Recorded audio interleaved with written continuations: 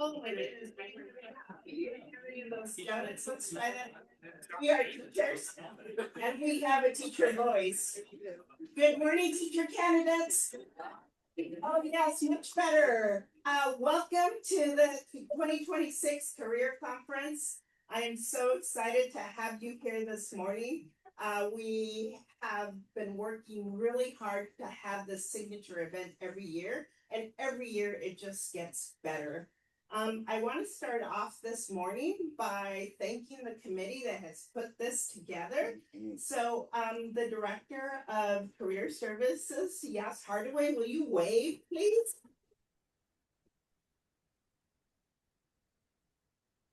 And then the Assistant of Career Services, I think I'm promoting everybody today. Frida Mercian, where is she? She's probably running around. And then everybody that's been part of the subcommittee, Dr. Cotton.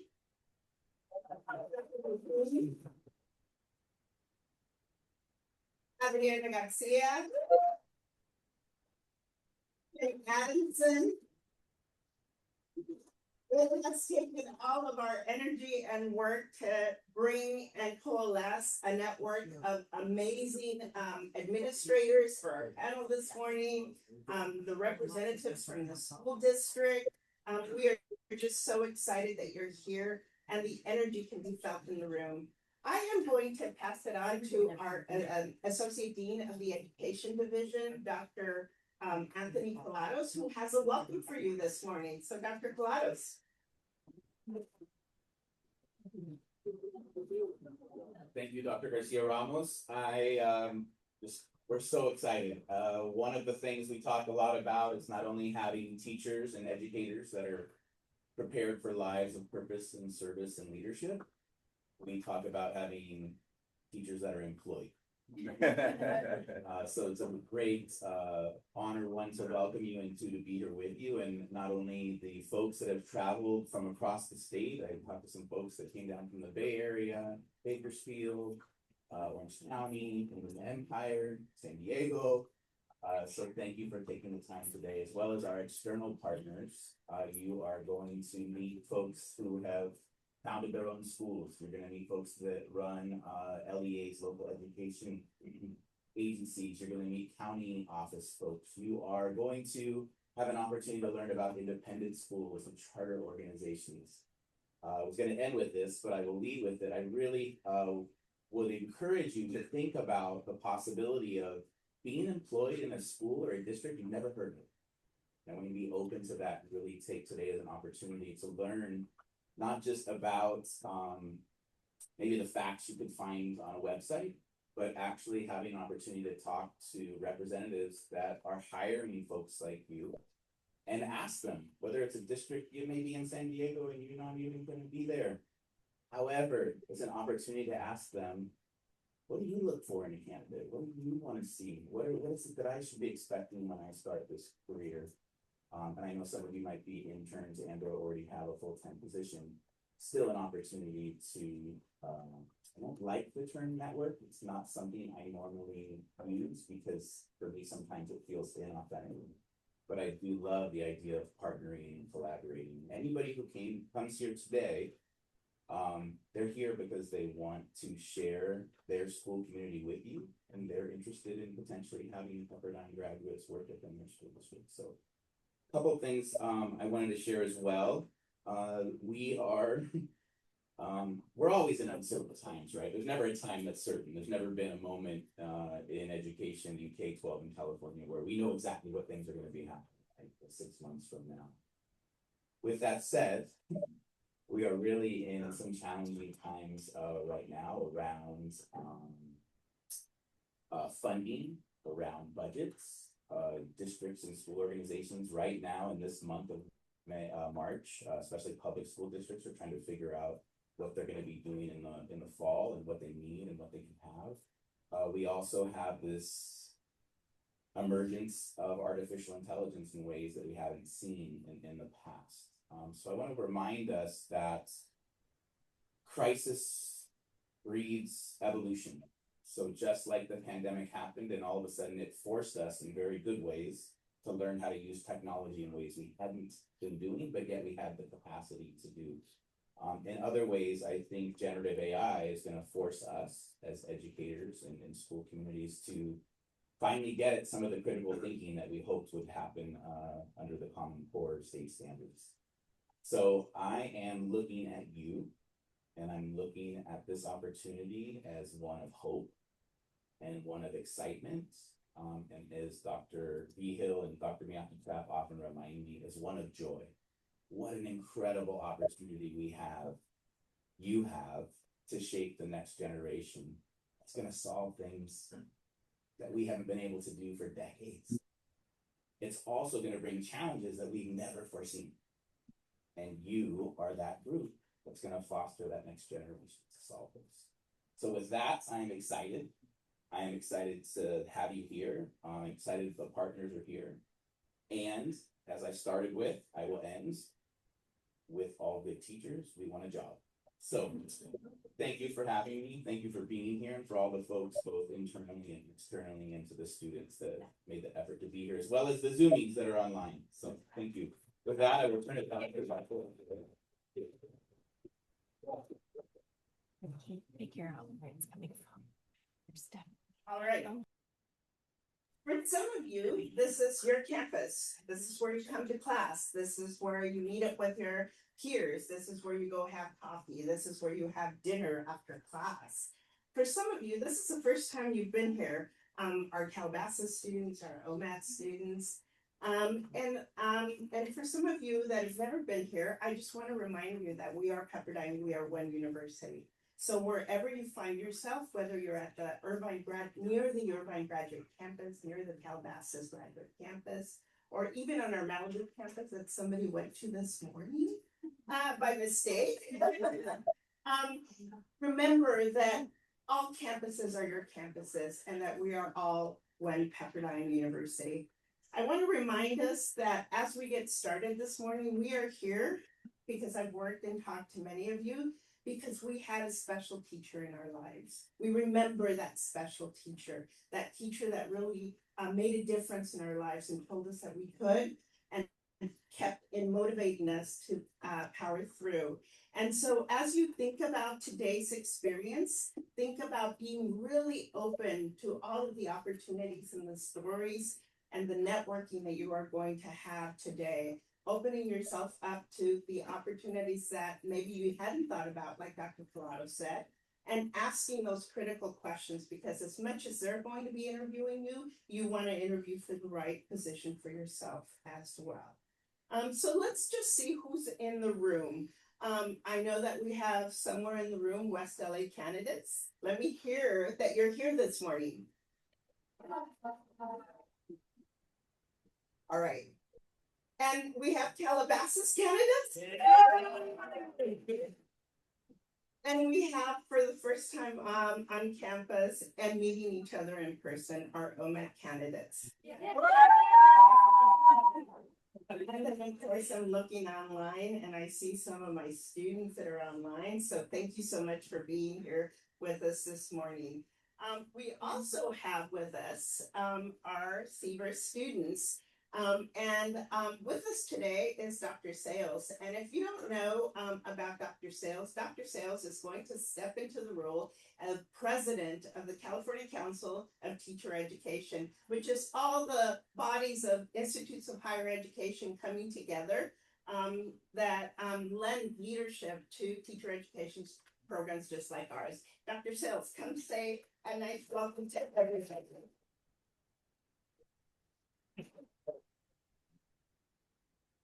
Thank you so much, Dr. Ramos. My name is Dr. Pharrell Sales. I am a graduate of Pepperdine Seaver, 2008. Yeah, I know, right? So I'm an alumni. It was a wonderful time being there. It's a blessing to be here with you guys this morning, to see my students here. They submitted their Ed TPA. So, Well, they're in the thick of their full-time student teaching. I think some of them have already started their takeover. Raise your hand if you started your full takeover already, all right? So that, yeah, so that.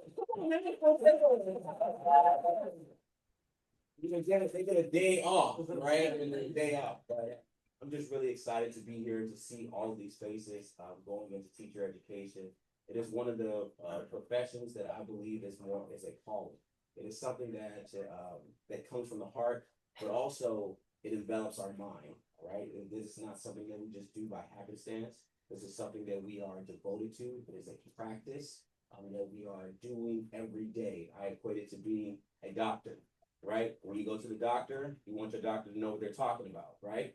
When you go to the dentist, you want to know if you have, I hope anyone doesn't have any legal issues, but when you go to the lawyer, you want to know what they're talking about. It's the exact same thing. Our parents expect us to be the professionals in the room. They expect us to understand what's happening with their children. They expect us to understand how to properly diagnose their children with whatever it is that they need, whether it's a instructional practice, whether it's differentiation. All of those things go into this. And we talked about it last night. We're talking about sometimes we have to be a therapist. Sometimes we have to be, it's a lot of stuff that we have to be as educators, and you'll see that as you continue. So I'm just here today, proud to be a part of this profession, to continue to champion this profession, and just seeing that this room is full. With all the things that are going on with education, to have a room full of people who are dedicated to the cause of being an educator, it just warms my heart. So thank you so much. It lets us know that all of the work that we've done, all of the planning that we've done is not in vain, because we have people who are willing to run into the fire and not away. So thank you so much for your dedication, and I really appreciate you. And hopefully I'll see you at CCTE at this fall, when I'm president. That's great. Yeah.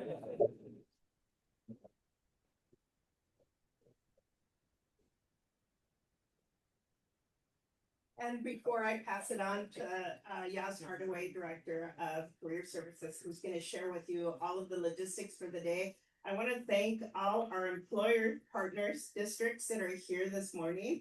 This is the first year that we have 25 different districts, 20 in person, 5 online. So imagine all the work and networking that went into that. And so we're really excited for that. So with that, I'm going to pass it over to Yas to give us some logistics about how today is going to run. Good morning, everyone. You can plan a party, all the logistics and the checklist, but to see all of you here today in person just makes every little check mark worth it. So happy to see all of you and really excited for our day. So I'm going to give you the rundown so you know what to expect.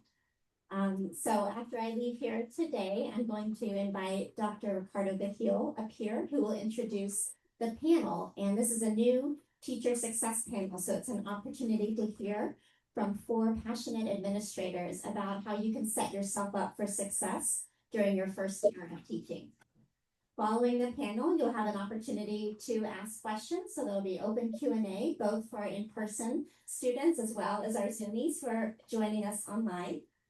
Following the panel, we will then break for lunch. So for those of you who are online, you can take a break as well. And then for those of you who are in the room, we'll provide instructions to go grab a lunch and come in here. And it's an opportunity for you all to informally connect with one another and to enjoy lunch.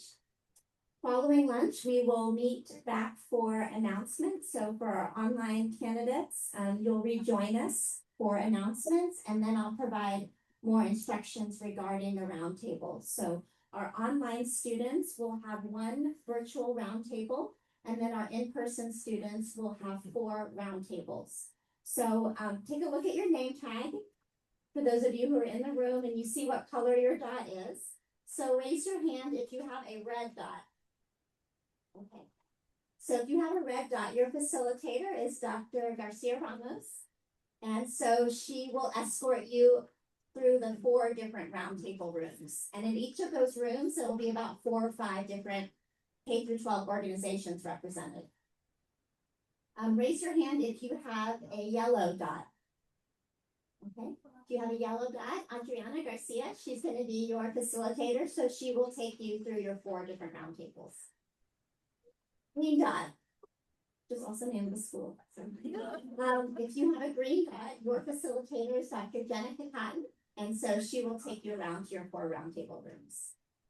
And then last but not least, if you have a blue dot, raise your hand. Okay. So Dr. Vigil will be your facilitator and will take you around to the 4 roundtable rooms. So everyone in here will have an opportunity to be in every roundtable room to meet all the employers in those rooms. After the first 2 roundtables, we'll take a networking break and we'll have some desserts and just a time for you to take a little time out, a bio break, and then we will finish with your last 2 roundtables. After the 4th roundtable, we'll all come back in here for our closing and time to reflect on our day together. So as has been said earlier, I just want to reiterate, this is an opportunity to learn and gain more information about what's out there and also to make connections with the employers, but also with each other. You all will be across different districts and you are each other's network. So it'll be an opportunity for you to be able to deepen those connections so that you can call on one another when you need that additional support or when you're ready to make a change. And then also just to keep in mind that an employer in one district may very well transition to another district. And so each relationship that you establish is important and will add value down the road. So, all right, did I miss anything? Team? Good? Okay, well, without further ado, I'm going to open it up to our panel moderator, Dr. Ricardo Vigil, who will lead us in the panel. Before I lead, I just want to acknowledge our learning design and technology team, Brenda and Ramella. That is because of them that you can hear us. It's because of them that our Zoomies are able to fully integrate into the experience today. They were here yesterday afternoon for hours setting up. So this is a truly hybrid event because of that.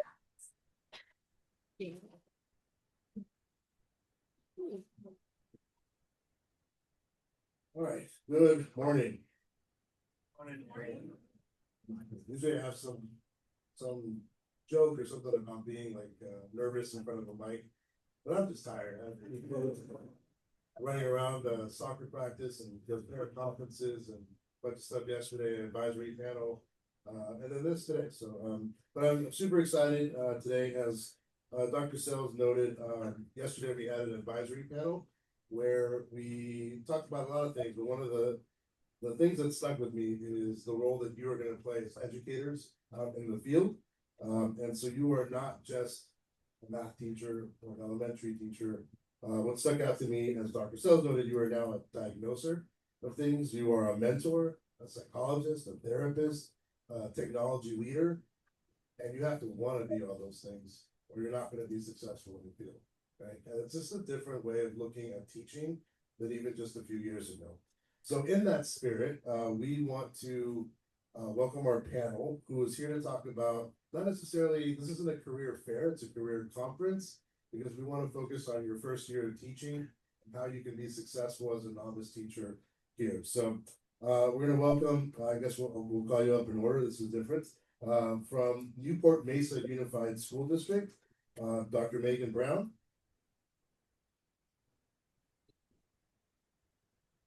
From the Santa Monica Malibu Unified School District, Ms. Kristen Gartrell. From the Downey Unified School District, Dr. Alita Mir. And from Da Vinci Schools, Dr. Matthew Wonder. Do we have a mic for the panel? We have like, oh, perfect, right, excellent. Wonderful. Okay, so let's start with just some introduction. So if you don't mind, we'll just go in order. Tell us briefly about your professional background and your current role as administrator at your district. We'll start with you, Dr. Brown. Thank you. Thank you for having me. When I think about coming to Pepperdine, I get a great feeling. And I think it's the way that this experience is designed. And I was thinking about why it's all the connections. We get multiple connections with students and with other educators. And so again, I was thinking about how you're going to be mirroring that experience in your classrooms. but it's truly, my favorite event, don't tell anybody else. It's really about how it's designed and the connections made. So Megan Brown, I'm currently the Director of Certificated Personnel and Newport-Mesa Unified, so I oversee all hiring, teacher support, induction, all the staffing needs. I started my career as a teacher in Quito, Ecuador, a high school teacher. And then I came back to the States and was a bilingual educator. In kindergarten, I was in TOSA, I was an elementary school principal. And I heard the word joy multiple times and challenge. And I've experienced both and don't regret 1 minute that I spent in education. So I'm very excited for you and your future endeavors. So thank you. Kristen, I've had the pleasure of working with Ms. Gartrell under her board at Santa Monica Malibu for the last couple of years. So I've been in the other role. So we're glad to have you here. Tell us a little bit about yourself. Hi everyone, I am Tristan Gartrell. I am a proud Pepperdine graduate. 28 years ago, I graduated Seeger and was in the same seat as you looking for my first job. And 28 years later, I've done everything from teach 2nd through 7th grade. I was the district math coordinator for a little while. I also served as an assistant principal. And currently my role is the induction coordinator. We have 2 induction programs in our district.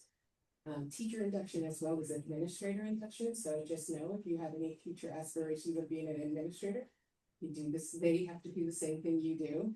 They get a preliminary credential and then they have to clear it. And I'm really proud to work with 2 students in our induction program now who came from this very room in this conference from Pepperdine. So, and they're going to have this. So I look forward to that with some of you. Thank you. From the Downey Unified School District, your deputy superintendent. I asked her of what, she said everything. Yeah. Hi, everybody. I'm Alita Meir. That's my new title. I actually just became deputy superintendent in January. Super excited. I get to oversee certificated human resources as of right now, and elementary education and special education, along with additional programs such as community schools that all fall under my umbrella right now. I have been in the profession for 28 years. I don't regret 1 minute of it either, even when it's tough days and you're tired and you have no voice. I'm not even teaching every day and I have no voice, but I started off as an elementary school teacher, as an emergency permit elementary school teacher. So I worked my way to get my credential, then moved to middle school as a science teacher, vice principal at middle school, principal at middle school, and then became director of secondary education at the district office, assistant superintendent of certificated HR, and now the deputy number 2, right behind my new boss, Dr. Roger Rossman, which we're excited for new adventures in Downey. And I'm so excited to be here. I love sharing information with new educators. I like you to know everything and anything about education and about schools. And the nitty-gritty matters, because you really do need to have your eyes wide open when you get into the profession, because it has changed over the years. It's not exactly the same way as when we were sitting in the seats. Kids come with a lot more in their backpacks, like we say, and we need to be able to meet their needs. So super excited to be here, and thank you for having me, Pepperdine. It's a great joy to work with Dr. Vietti. We place student teachers at within our school district, and just love the partnership with Pepperdine. Thank you. And from Da Vinci Public Schools, who have hired many of our teachers recently, a few of our teachers, and I think I've had 2 or 3 student teachers, I think 2 are in the room, one current, one former student teachers, CEO and superintendent with Da Vinci Public Schools, Matthew Wonder. Dr. Wonder. Thank you very much. I am a proud wave, and I would say you have all chosen the very, very best profession there can be. Doesn't mean the job's easy. Often it's not.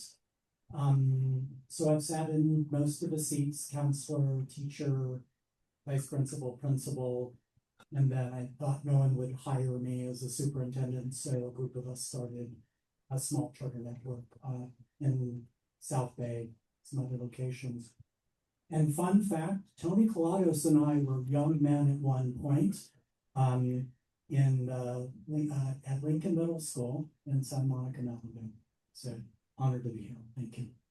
Excellent, excellent. My kids will be at Lincoln Middle School for soccer practice, so. New field. Yeah, that's great. All right, wonderful. Thank you so much for joining us this morning. I have a lot of questions. I have a few questions to ask here, but we will have time for the audience to also pose some questions. So if you have something that is marinating, please write it down, and then you'll have an opportunity to ask. But we want to start today with, given the current market, we have an interesting market for hiring at the moment. What pieces of advice would you give teacher candidates about how to position themselves for success during this hiring process? Knowing how things are today, what piece of advice would you give candidates to successfully position themselves for recruitment and hiring during this process? Right? And again, I love all the inspirational pieces that were given in the intro, and I think we'll get to some of those, but I'm gonna go nuts and bolts because, like your dean said, you need a job. So what I would recommend is getting all your paperwork ready and being ready to press go when those positions post. And what I mean by that is your letter of intro and your cover letter. There are great templates you can use on Canva, on your Word documents, anything that you have, but I recommend that. It's easy, it will help you get it in a nice polished format. I recommend using the tools at hand, AI tools you can feed in. Once you have your resume specifically, and then you have the district that you're looking for, you can feed that in and then say, take my cover letter, take the job description and this background about the district and draft me the human-led AI, a cover letter that you're then gonna look at. So have all of those pieces ready. You will need, if you're not recommended for your credential yet, something called a status letter. And that's something that your university can provide. Your folks here are outstanding. They're also very busy. So ask for that and have that ready because postings are only open for so long. Ours are open for 3 weeks. So once it goes up, and ours is opening on March 25th, by the way. Once it goes up, you only have those 3 weeks. Letters of recommendation, again, people want to write them for you, so definitely ask, but you need 3, you need 1 in our district, a supervisor letter, which is very typical, probably typical. Ask more than 1, and I know that in your case, supervisory is you're like, well, I haven't had a teaching job, right? But your master teacher, we consider supervisory, or one of your university professors or your clinical practice supervisor. So, and your people at your site could also do it, but again, people are so busy. So I recommend over asking, try and collect 6 or 7 letters. So you can make sure you hit that 3 by the time you're ready. So you have all that stuff ready. And then when you see those jobs open, apply for all of them. Everything that you're qualified for. You can always say no thank you to an interview, but you can't get into a closed pool. So just really be ready to go with all of your documents. You're only going to need to personalize little things, really. Once you have that initial letter of intro drafted, you're going to change the hiring manager or, little things here and there, but really be ready to just apply. I'll add to that, since I think that's where we live. So as you enter into those ed join pools, and you should have your data updated, that's where all of our positions apply is ed join, no secrets there. The other thing, if you are doing student teaching right now and you're on a campus, make a connection to the teachers and to the administrators. If they know your face, they will oftentimes tell us in HR to give that person an interview. If you are a multiple subject teacher, nice, I'm sorry, I know it's hard, I'm a multiple subject teacher too. There's 500 candidates that easily get into a pool. You need to set yourself apart by introducing yourself to the players on the campuses. Reach out even to the assistant soup, deputy soup, the directors. Even you're putting your name out there makes me go, oh, so-and-so from Pepperdine, were they at that thing I went to? Put yourself out there. You need to make sure that people know who you are because you are competing in a computer with a bunch of names with a lot of the same qualifications. And the other thing, if you get that interview, you have that extra momentum when you go in that interview? What do you do that sets yourself apart from just being a multiple subject teacher or a math teacher or a science teacher? What do you like to do? What kind of clubs do you want to bring to the campus? What kind of sports do you like? What do you do in your free time that you can bring into the classroom that's going to show kids how you live and what you get to do in life? Those things are important, especially secondary teachers. Principals are always looking for if you can coach or advise. That's the reality of life. We are not bringing on a lot of walk-on coaches anymore. You got to do both. So that will fly math teacher, basketball coach, volleyball coach, football coach. Those are what you're going to see in the public ed realm. That's reality. And our jobs are flying currently, so make sure you check EdJoin. Dual teachers, we're all looking for the dual teachers too. Spanish dual immersion classes. Huge thing right now. I'm gonna put my plug in too. I would say everything that they were saying, I would echo, and I would just add, it was mentioned earlier, cast a wide net. Sometimes I had it in my mind where I really wanted to teach. I didn't get that job the first time. I got a different job, and that's because I cast a wide net. 2 years later, I got into the district that I'm working in now that I wanted to teach and work in. So just do that. And then I would also just mention, as you are making yourself known, if you see an EdJoin application for a specific site, go the extra mile by emailing the administrator. They're never going to respond to you. I'm just going to let you know. But I would get those emails all the time and say, oh, I'm hiring, I'm looking for a job at your school. Here's what I really love and bring to the table. And when I was going into the process of looking at the application, oh, somebody emailed me. Who was that? That person's a go-getter. That person's really wanting to make their name known. And finally, especially for districts, I would say for myself, our district, you've got to play the long game. So sometimes we don't know what we don't know, who's going to be in our seats or who's leaving their job. They don't have to tell us until the very end of the year. So sometimes we know some positions right now, but a lot of our positions, especially on those high competitive positions like elementary, they might come in June, they might come in July. And so keep an eye out, play the long game. It's okay to get in later on and just feel like, oh, I don't have a job yet and it's June. It's okay. People leave in the summer. My induction program this year, which I thought was getting smaller, it keeps getting bigger. So I'm always having new teachers. I don't think I have anything truly differentiated to share with you. You heard great wisdom. I would double tap on, well, there's a book called Who You Know, written by research scientist Julia Freeland Fisher. You have enough books to read. You don't have to read that one. The gist of it is 50% of all jobs come from somebody you know. That's the big takeaway. Getting the job is one, but two is keeping the job. I would say everyone knows everyone else in education. I think what's the movie, 6 Degrees of Separation. I think in education, even in a county that has 13 million people, like if you're old like me, there's usually somebody you know that you can call who knows you, that you don't know I know, that I can get a real answer. And so every moment you spend with people, even though it doesn't seem like you're making a deep connection, people are making evaluations. Two things can be true at the same time. So what I think is also true, don't work too hard, just be yourself. People can sniff out inauthenticity very easily. And then I think this is coming in a later question, but I think what a first year looks like, or like people want to see on your resume that when you don't have to spend time with young people, did you choose to anyway?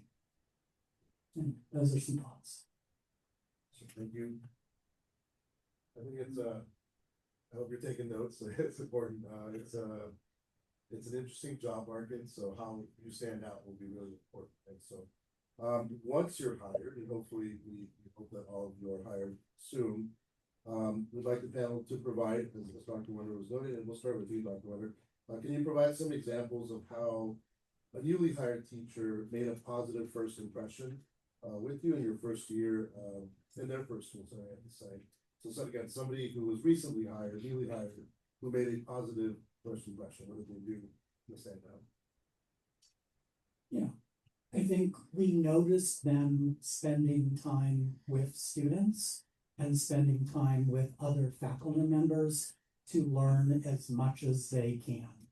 I think that is critical. And then advice back to you would be, they're great mentor teachers, both officially and then sort of unofficially. And I would spend time figuring out, like, who really knows what's going on at your school site, and see if you can get tucked under their wing and both from a learning standpoint and then just sort of protections. Protection's a strong word.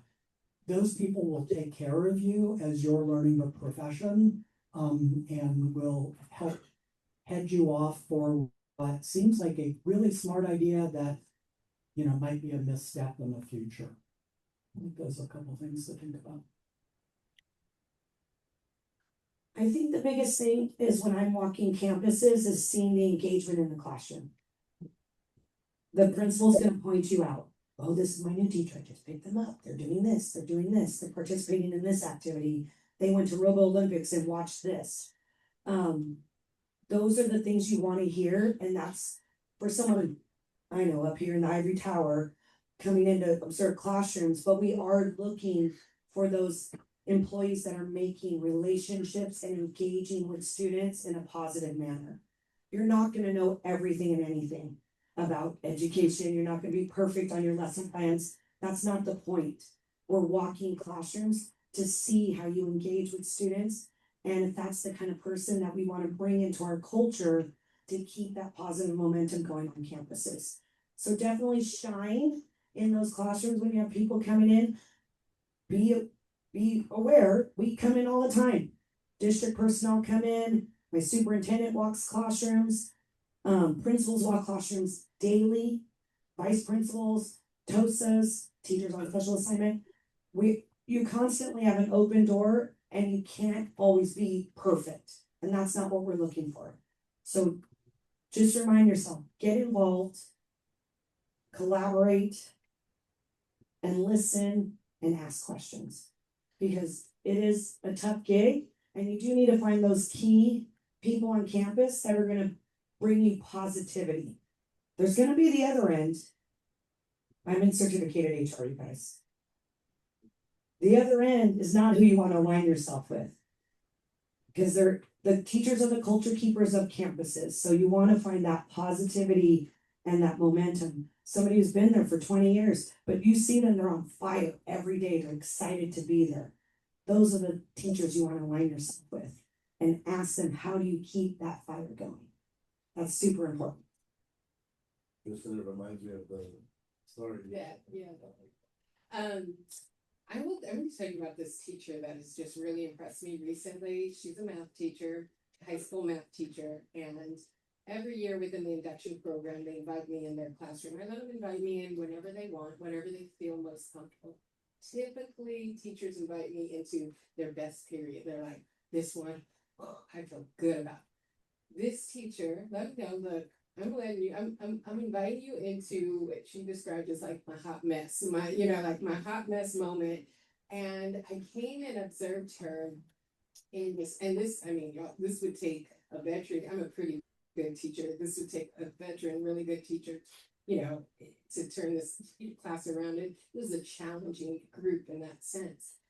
But one of the things that impressed me about her was afterwards when we debriefed it, the way she talked about her students was not negative. It wasn't like, they're this, they're that. She kept a focus on, I know I need to do something to inspire them. I know I need to do something different to get them engaged. I hear teachers all the time, veteran and sometimes new, who just, oh, this kid or that. And I just encourage the ones who impress me are the ones that even during challenge, even if they have the right, they have that, like that kid is really pushing a button right in there. And they have the right to say they don't see it as something to fix about the kid. It's more of something they can do to enact change on. And she was seeking support. So she not only, she looked at her zones of support, the non-evaluative one, like me, her mentor, everybody to come in and give her some feedback on how to make change. And I just was so impressed with that about her, was that she wasn't pushing it to the side and being comfortable with it or going to that space of blame, which could be easily to go down. She just went into it with, I know there's something I can do. And she like met that resistance. I love this line, meet the resistance with persistence. She just was persisting in being the teacher they needed. I love that, and I love how you can put a portrait of somebody. Sure. I have a team of 6 floater teachers, and they go out and cover long-term absences. So I have that perspective, and I would agree it's the adaptability, flexibility, ability to be reflective, and then also you can just tell when people have a joy of being a student. That's really at their core.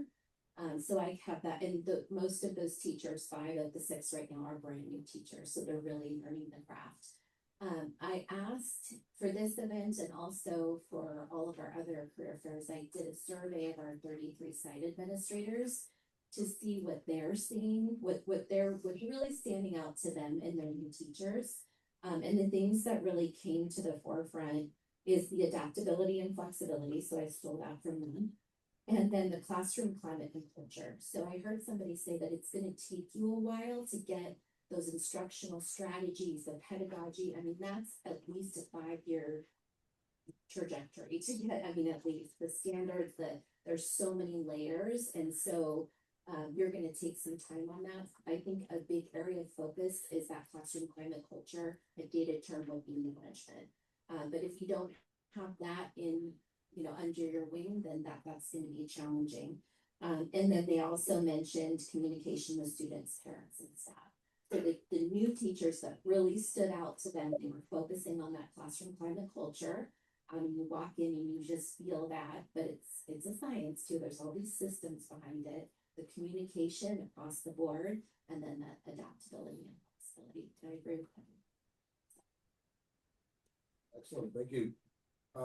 You are all gonna leave here with Seaver with a bachelor's degree and a preliminary credential, and then a master's degree and a preliminary credential.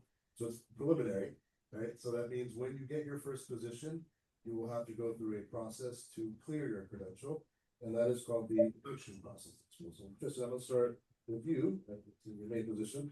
Can you share a little bit more about the induction process for new teachers and what advice you would provide as they go through this in the very near future post-graduation?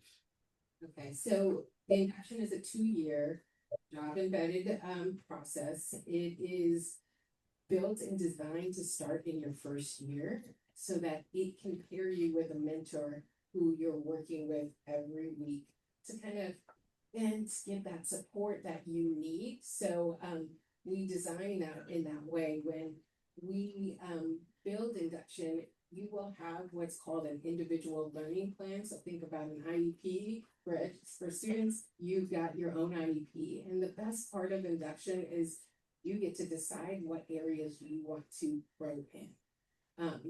I will say it is extra. I know when you're in your first year, it's like, oh, gotta do it again. And some people come into induction with a thought process of, this seems like my NTPA stuff, and this seems just like what they did. It is designed to kind of be that through line, because there are certain processes that reflective practitioners, there's habits of mind. We always do. We always research. We always stop and reflect. Is something going right? We always experiment. Let me try this and see if this would be different. So induction is built to continue that work of developing your habits of mind of being a reflective practitioner and give you a partner along the way to help you with that. So we have you assigned to a mentor. It's a job. Anytime you enroll in an induction program, we have 30 days to find you a mentor that can support you, usually with the same credential on the same site. And they can be with you, and their requirement is they have to meet with you on average 1 hour a week or 4 hours a month. So every week for your first 2 years, you'll have someone who you can check in with and kind of go through those first couple of years together. And I'll just say one last thing is that it used to be very paperwork heavy. It's now much more inquiry and kind of individual led. So all of our local induction programs have really worked to minimize the paperwork so that it can be even more meaningful for you. Ours is slightly different. So we have 20 days of professional development built in for teachers. Plus, if you're new to Da Vinci, whether you're new to teaching or new to our organization, there's an additional 3 years. So we don't start the induction process formally until year 2, but we use what is called early completion option, and we use that, I think, through Riverside. And so whether you start year 1 or you start year 2 with this 1-year program, everyone finishes across the finish line at the same time. So we have a bunch of supports within the school. So we have an adage that goes, people don't care what you know till they know you care. So we're by design small schools. So we have 5 high schools. Make much more sense for our financial model if we just combine it into one, but they are small. So by nature, you're mentored up with folks from the very beginning, and we give you an opportunity. I was not asked to say this, but you've been incredibly well prepared for your teaching journey year 1.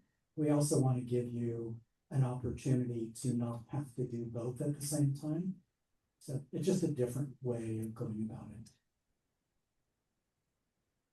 What's that? Okay, so we before we ask for some additional pieces of advice or recommendation, I'd like to open it up to the audience. Listening if there are any questions that you'd like to ask. I think you have wonderful wisdom and expertise up here on the floor. So I encourage you to ask some questions. We have a couple of questions in the chat from our online attendees.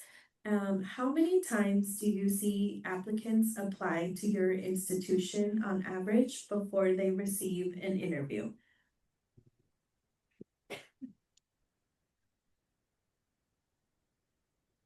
That really just depends on the pool, the size of the pool. I know that we reference like a multiple subject pool can be upwards of 800 candidates. So it depends. Some pools are much smaller, so the vast majority of the folks in the pool, I heard Jewel also referenced, we would probably interview the vast majority, if not all of the applicants in that pool. Special education is another example. I also heard one of my colleagues say that it's a game of weight and patience, because I know some positions that we're going to start filling very, very soon. But I also know with certainty, based on the experience of the role, that I'm going to be hiring up until after school begins. I'm still hiring for this school year for some positions, just based on leaves or, things like that. So it's be patient, especially as a brand new teacher. Just, be persistent, be patient. I love all of the advice that folks give, but it really depends. Don't feel intimidated though putting your name in again. So please don't think just because you put it in once, doesn't mean you can't put it in again. It's not gonna hurt you. So if you're looking for a certain number, I don't think we can really give you that answer. Other questions? Is there another online one? Or Yeah, we have several, but we're gonna take turns and the first question? We have a mic? Mhm.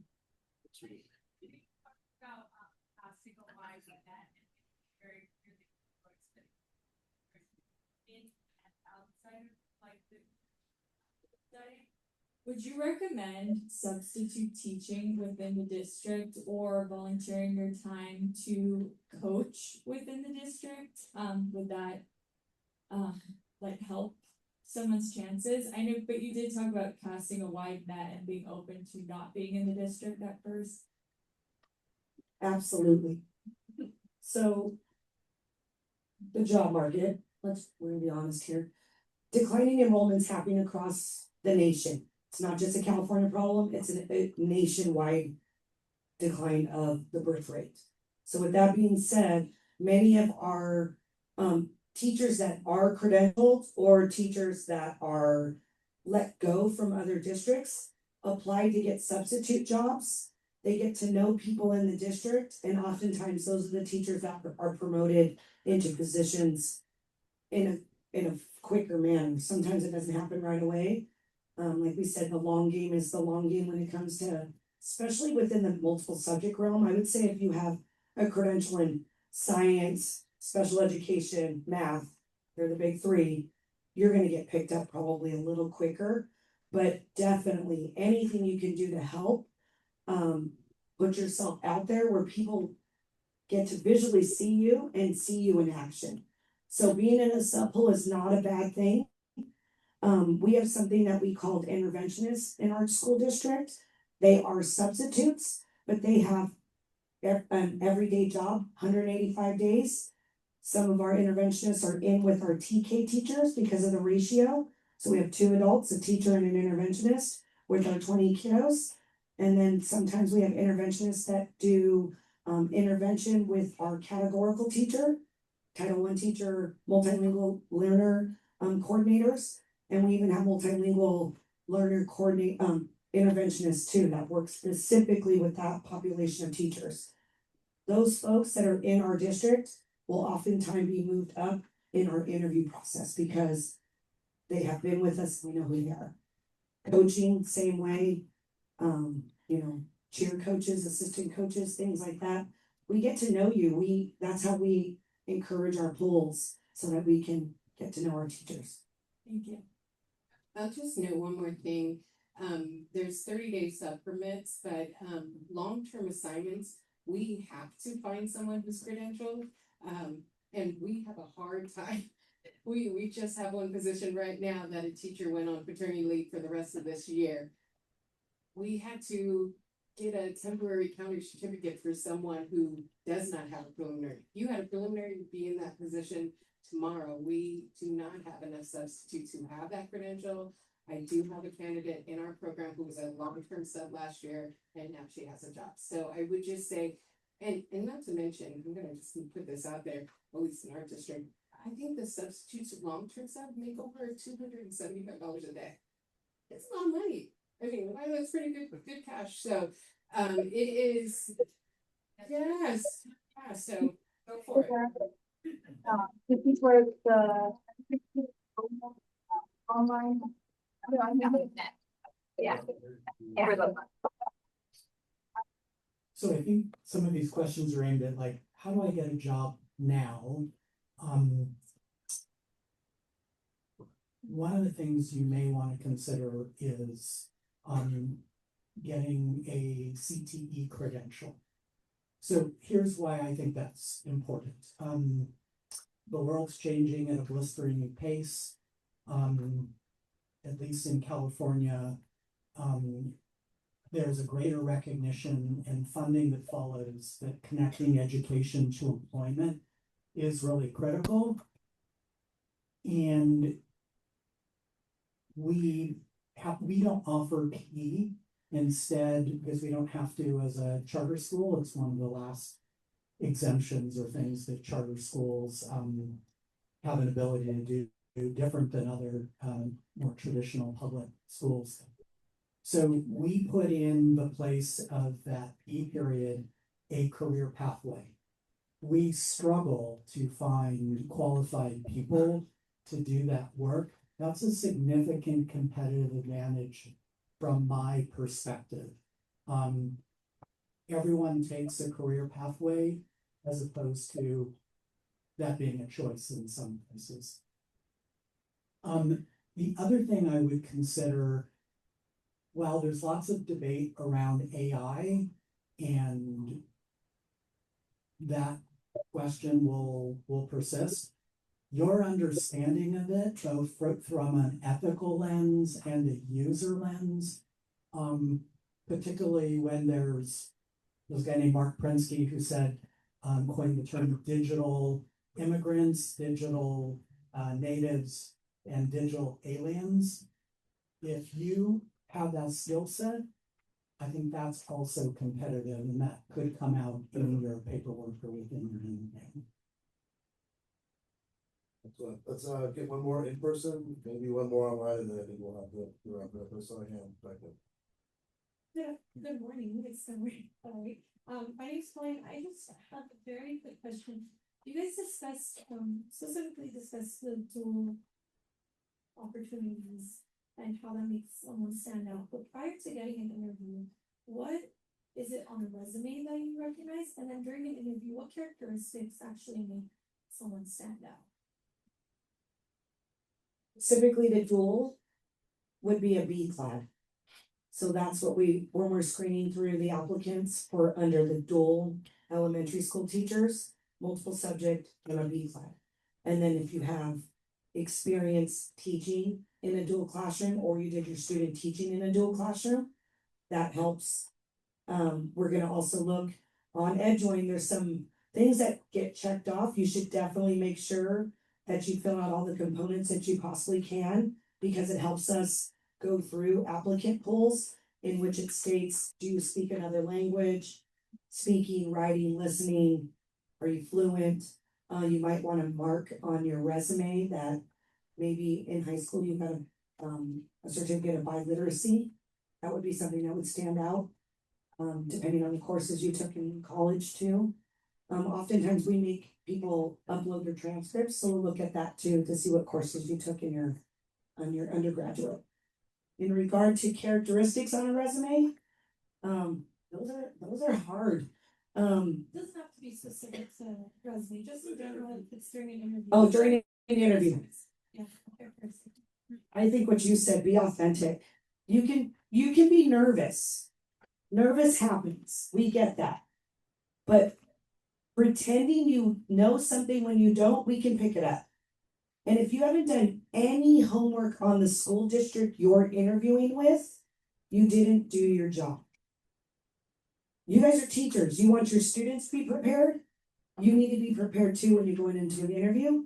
Know the district, know the demographics, know what they might need help in.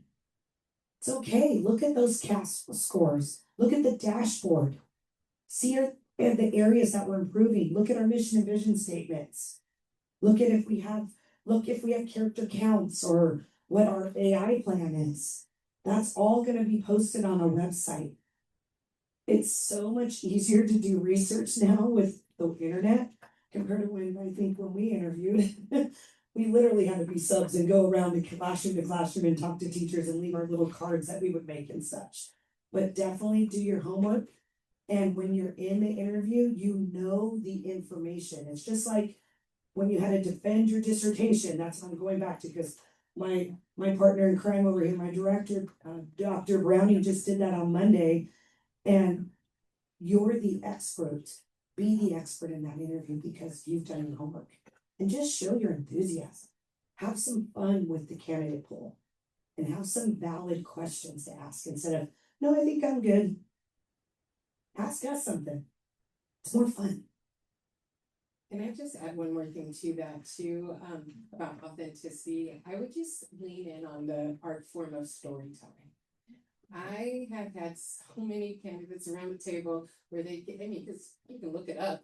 Here's what I'm going to be. I'm offered no differentiation and this and that. You can have the perfect answer, but what draws me into candidates is when they tell me a story. Let me tell you about Johnny. Johnny was a challenge for me, and I got to know Johnny, and this is what I did. If you can tell me about a story when you did something, as opposed to telling me that you differentiated and formal, I'm already, you drew me in. So think about some real key moments that you can build story around.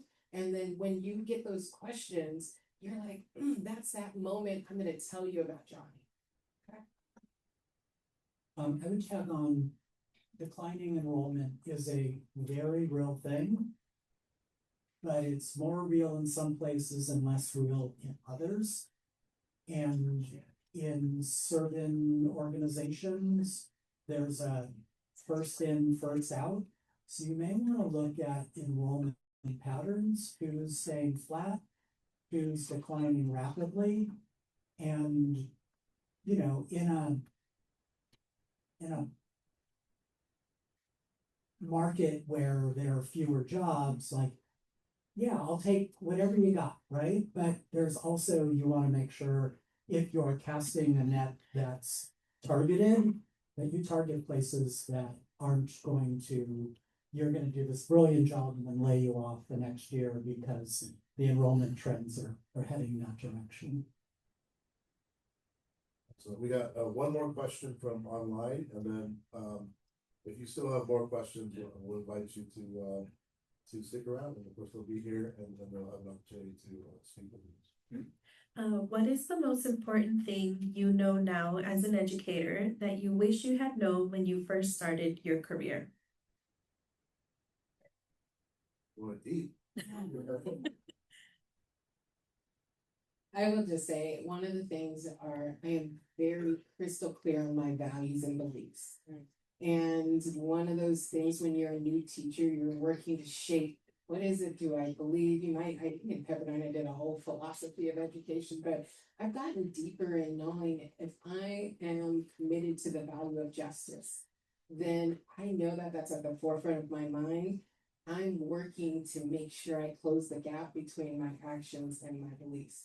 Sometimes we get stuck because we do things because that's the way it's supposed to be done, or somebody else does it that way. But if I'm firm on my values, then I'm going to work every day to be and act and embody those values. So I just say, get really clear on the value system that you're holding, the purpose, your why of what you're doing. I see so many new teachers who I think come in with this great vision of what it's going to be like. Something knocks you on your off your disequilibrium, causes disequilibrium, and then you just integrate into some of the ways of what's going on in the school. If you're certain on your values, you keep reminding yourself of them, you'll always be steady. I love that. And I think that as I've matured, being able to articulate the values, and I can do that, look at that in hindsight. I think looking back, I always have been and still am just all in. Like I go all in and focus and live in the moment and give it my all. As, you know, again, being able to reflect is looking back and making sure that it always aligned with those values. But I think that sometimes is a hindsight piece. So, yeah, just really being joyful, loving the moments. I don't know if it's necessarily I wish I knew, but encouraging you to do that. 100% agree. You need to know your why. And my why hasn't changed. It's about the kids. It's about giving opportunities, no matter what role I've held. And I never thought I'd be sitting here as a doctor in urban leadership and a deputy superintendent in my school district. I want to give as many opportunities to our students.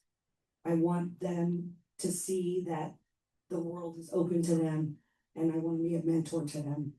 I appreciate being in a district that I look like my students and the students look like me, and we can have a reflection and they can see a woman of color in a position that has moved up from a middle-class family and just has taken advantage of all the opportunities that we can provide in our district. And in Downey, that is what we live for. We want our kids to have the best all the time and a variety of options. We're not in and out. We're Cheesecake Factory. We have a lot. We like it. Sometimes it's hard to have cheesecake, but the reality is we do have a lot of opportunities for our kids, and I just continue to believe in that, and I've always have, and I think I always will. That's why I persevere through craziness sometimes, which, by the way, something's going on with my elementary principals because they're all blowing me up.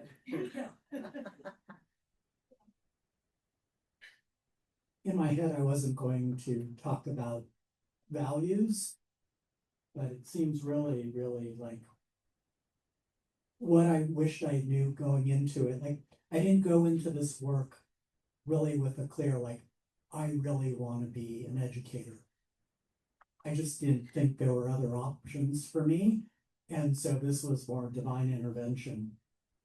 What I've come to believe is values get challenged in education all the time. There's lots of politics. So Drucker says politics are getting what you need and want with the least amount of resistance. And a lot of things I've seen over time is people make decisions that aren't in the best interest of kids. They say they do all the time, and they're usually in the best interest of adults, or oftentimes. So knowing who you are, knowing your why, and then knowing how to disagree without being disagreeable, and knowing when this isn't the right place for me, I think is important. You shared about like doing your homework is so critical. I think that every district or network is kind of like a separate country, with each school being different cities. They have different values, they have different cultures.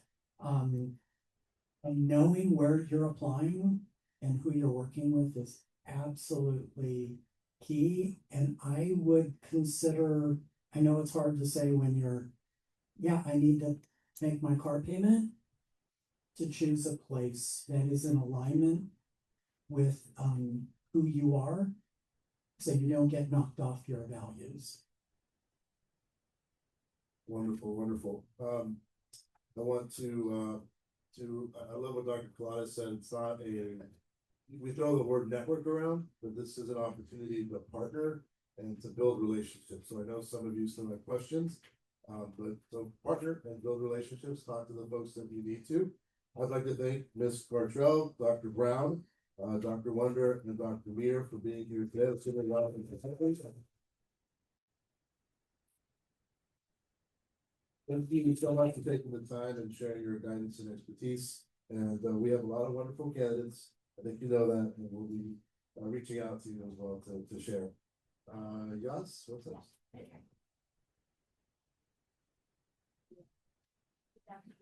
Facilitating the panel, and thanks again to each of you for your part and your passion and for leading the way, all of us. All right, so I'm just here to share what's next on the agenda. We are going to be, oh my gosh, we're going to be breaking for lunch.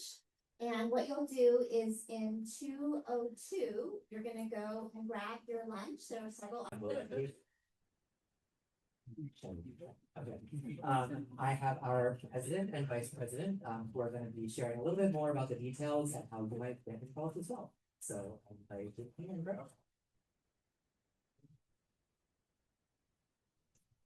Good afternoon, everyone. My name is Jinhee, and I'm proud to be the president of the California Association for Bilingual Education, Pepperdine chapter, also known as CABE Pepperdine. CABE Pepperdine is a community of students, alumni, faculty, and staff, and local educators who share a commitment to multilingualism, multiculturalism, and educational equity.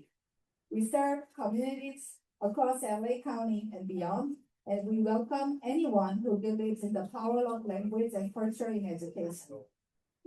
Membership is open to anyone who joins CABE at the state level, and once you're a member, you're automatically welcome in our Pepperdine chapter. One of our goals is to create a space where future educators, especially those preparing for TK-12 classrooms, can connect with each other, others who value bilingual education, dual language program, and culturally sustaining teaching practices. If you are passionate about serving multilingual learners, advocating for equity, or simply want to learn more about bilingual education, we would love to have you join us. We invite you to connect with us. If you have any questions and consider becoming a member, please feel free to reach out to me or our Vice President Brenda. And thank you for your time, and I hope to see many of you at our upcoming events and joining our membership. Thank you, and I'd like to introduce our Vice President.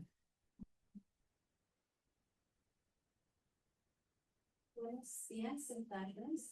Good afternoon, good morning. Thank you so much for being here. It excites me to be here just because as an administrator myself, having been an educator for over 20 years, like I know that this is an amazing time to lead. Because we have a great responsibility to our students. And I'm excited just to share and connect with you. As Linky mentioned, I am the Vice President of the Pepperdine chapter. We just presented this last week, and it was great to connect with some of our colleagues up there. It was an important time, again, along with their board and everything that they're doing, just to remember, what the impact that we have in our students.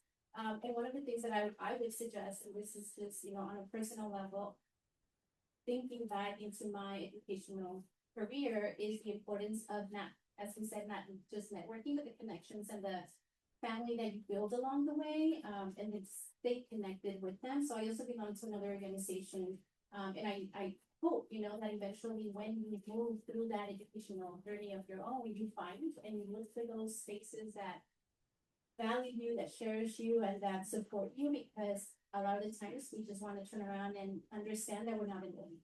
We're not alone, and that we want to make sure that we stay together and that we are able to share these practices, because a lot of the times those experiences, someone else has gone through them, and it's great to hear, and we have a sounding board. So I leave you with, just thank you for being here. We, come to either myself or Yanki, and if you have any questions. As I said, I'm an administrator nearby, so if you have any questions about anything that I can support you with, or even future positions, let me know. I'm at a middle school, so anything, if whether it's middle schoolers or anyone that would like to explore that, great, let me know. And I am so happy to be here and enjoy time with you. So thank you. Sorry, I'll leave some flyers at the back of the counter. So if you're interested in joining us, the Public Pepperdine chapter, then you can simply scan the QR code and then you can register as a member. Thank you.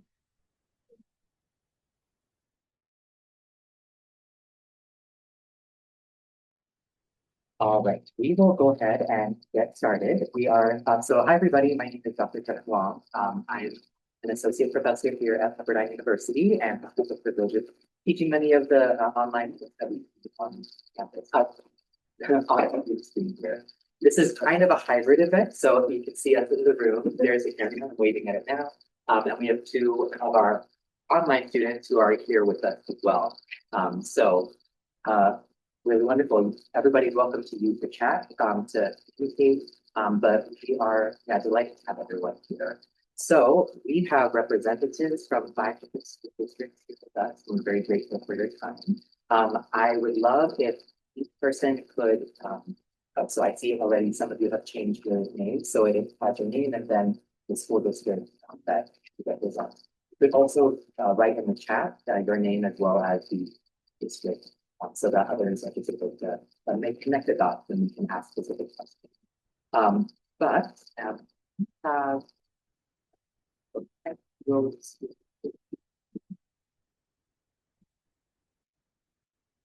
Hi there. Raquel Rose here. I'm the superintendent in Kipfield School District, and I was just fixing my name. So thank you for having me. Thank you. And next we have the Santa Maria Bonita School District. Hi, I'm Miranda, and I'm representing Santa Maria Bonita School District. Thank you. Welcome, and we appreciate you being here as well. And we have Sarah Melton from Vidalia. Hi, yes, I'm Sarah Melton. I am a coordinator with Visalia Unified School District, and I have a few colleagues as well that can jump in and say hi. Oh. Hi, I'm Serena Arias with Visalia Unified School District, Coordinator Human Resources.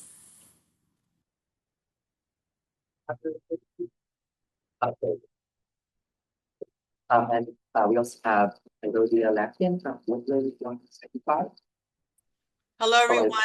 I'm Elodie Ortega Lampkin, the very proud superintendent of the Woodland Joint Unified School District of Northern California. And I have here one of our directors of HR, which I'd like to have her introduce herself as well. Wonderful. Hi, I'm Teresa Dunlop, one of the directors of HR for Woodland Joint Unified. Thank you. Thank you so much for being here. We really appreciate it. And we have a representative from Palmdale School District as well. Yeah, hi, Tim Barker, Director of Human Resources here in Palmdale School District. Wonderful. Thank you all for being here. Really appreciate being here. So what we're going to do with our time together is first we're going to go from school district to school district, where you'll be able to introduce yourself, school affiliation, any open positions that might be available, and then an overview of your school district. Maybe you might do the overview. But you can choose whatever order you'd like to your school district in. After that, we'll have an open session for Q&A with our candidates who are online, as well as now here. And following that, we can have any specific questions that folks would want to ask school districts as well. We can also exchange contact information, but just trying to make this as generative as possible. Any questions before we get started? All right. And maybe for our online teacher candidates, if you could put your name in the chat and then maybe what subject or credential you're earning, and maybe what location you're located in, that might be helpful for our online employers, online school districts as well. All right. Like with the box, maybe.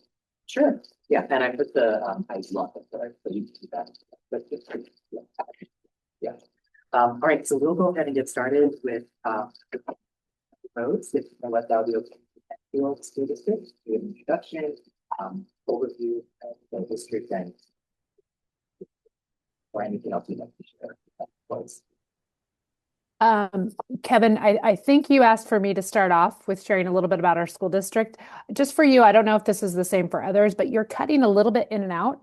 And so it is hard to hear exactly. So I don't know if it's possible to put the question in the chat too, because I don't want to overspeak or underspeak. But I think you asked for me just to share a little bit about our school district and what we're thinking we may need. So I too, I heard somebody say this, a proud superintendent of the Kentfield School District. We are a small TK-8 school district located north of San Francisco in Kentfield, California. We serve approximately 1,000 students across 2 campuses, a TK-4 campus and a 5-8 campus. We are a community funded district, and I would consider us to be our staff that join are well compensated and have a spectacular working environment to get to teach young children. I'm anticipating that we may have some openings in our multiple subject area and our primary classrooms for the upcoming school year, and potentially special education, which is a common need for school districts. And I think that's all that I have to share at this time. Very much. Yeah, I'll speak directly to the microphone just to make sure it sounds more clear, but we appreciate that. Next, if we could have our representatives from Santa Maria Bonita School District. Hi. Okay, so it's just me today. So I'll give a little overview of our district. So we are the largest school district in Santa Barbara County. We have about 17,500 pre-K to 8th grade students. We are in the coastal agricultural area. And we have 16 elementary schools, 4 junior highs, and 1 combined elementary and junior high. And some of the things that our district offers is induction, which is important for new teachers. And we also have mentors, ongoing professional development. We do provide a new teacher week to help prep with curriculum tech for our new teachers. Some other things is we do pay for our teachers to attend IEPs. We partner with Orenda and West Ed, and some vacancies that we have. We really need science, history, and English teachers for our 7th and 8th grade. And we do anticipate to have some TK through 6th grade vacancies as well. Thank you so much. Really appreciate that insight and that I think I see lots of people nodding their heads like, oh, this is something I might be able to connect to. Thank you. Thank you. Next, we'll have from Visalia Unified, Sarah Melton or Serena. Hi, everyone. I can share a little bit about, and if Sarah and Jen want to chime in too, feel free. So we serve the 32,000 students and have approximately 4,000 staff as well. The number varies a little bit based on, our day-to-day vacancies, but we are located in the Central Valley, so we're in between Bakersfield and Fresno. We are a large ag community. And again, in the Central Valley, there's lots of need for especially STEM majors. So always looking for math, science, particularly special education as well. And we also are really looking for teachers that have a passion to teach middle school. So we know that a lot of single subject always, usually want high school, but we're really building some intentional supports, high quality support, mentoring, and high quality instructional, coaching and professional learning around middle school. So that's another area that we are looking to recruit in. Going back to the population that we serve, approximately 32,000 students. We have 27 elementary schools, 5 middle schools, 4 high schools, and 6 educational alternative options. And we also offer induction free to all of our new teachers to clear their credential. And then we also have an accredited CASC program as well for administrators to clear their credential as well. So that's all internally from our Human Resources Department. Thank you very much for sharing. Next, we'll shift to Woodland Joint Unified. Hello, everyone. We are up in Northern California. In Yolo County, you only live once, so you don't forget YOLO. We have about 10,000 students, and so we have 17 schools, elementary to adult education. We also have adult education, and we are very focused on diversity, inclusiveness. We're very committed. So if you are looking to be in a district that has that mindset from the top, from the superintendent to the board, we're serious about that. We do training on equity and access, anti-bias education. We're all about youth development, student voice. We're looking for teachers who can help us continue with that mission, that vision that we have, that have that heart. I drive that leadership based on what hopefully you're sitting in your chairs wanting to be somewhere you're going to make a difference. Our district is that place for you if that's what you're looking for. We may not pay the best, but we're here all for heart, and we're committed to continue to improving on how we to support our teachers and continue to improve compensation. But I don't think that many people can compete with us on the seriousness of what we do for our immigrant families, dual immersion programs, and diversity. So if that's what you're looking for, so some district that's serious about that, then we are your district. And I'll have Teresa, I'll tell you a little bit about what openings we have. Great, thanks, Elodia. We currently are recruiting for multiple subject, gen ed and dual immersion with BCLAD. We are also looking for RSP SDC teachers, and we're also kind of focusing on getting RSP and SDC teachers with BCLADs to help our support our English language learners a little bit better. So that's the biggest thing. We've also got a principal opening and a director opening, and a few other teaching openings as well. So if you're interested, please don't hesitate to reach out. I'll be happy to answer any questions you have. Thank you very much for sharing. For the BCLAD, are you mainly looking at Spanish as the partner language or other languages as well? Mostly Spanish, but there is some Punjabi population here pretty heavily, and we're beginning to see a little more Mandarin. So we're open. We only have dual immersion for Spanish language, but we're always looking for multilingual teachers. Wonderful. Thank you so much. And finally, last but not least, from Palmdale School District. Yeah, welcome everybody. Good afternoon. So Palmdale School District, we're located in North LA County, the very North End, about 40 minutes north of Magic Mountain, if you're familiar with that landmark. We have over about 31 schools, about 17,000 students, including an ECE program. We're well known for our dual programs. We have 4 dual immersion K through 8 Spanish schools. Dr. Maldonado and some of our other assistant superintendents assistant soups are involved heavily with CABE. So we take a lot of pride in that. And to build on that pride, being an elementary district primarily, we actually opened a charter high school, a dependent charter, and it's just had its first graduating class last year. The gym should be built this year, and that has allowed our students that do take Spanish to matriculate through that school, as well as continue on mariachi, because the Antelope Valley High School District did not offer that at any of their schools, and we do teach that in our middle schools, and they progress through the high school, which has been amazing. So that's a huge opportunity that we have. All of our middle schools are magnet programs, meaning they have a pathway. If a student is interested in health and science, medical sciences, we have a middle school that has electives and curriculum that is tied to that. We have one space and aeronautics, obviously robotics, technology, and then of course art, performing arts. So with that, any middle school student in our district has the ability to have transportation to any of those schools. So we're very much community focused with 31 schools. We have to be. We have over 1,000 certificated staff.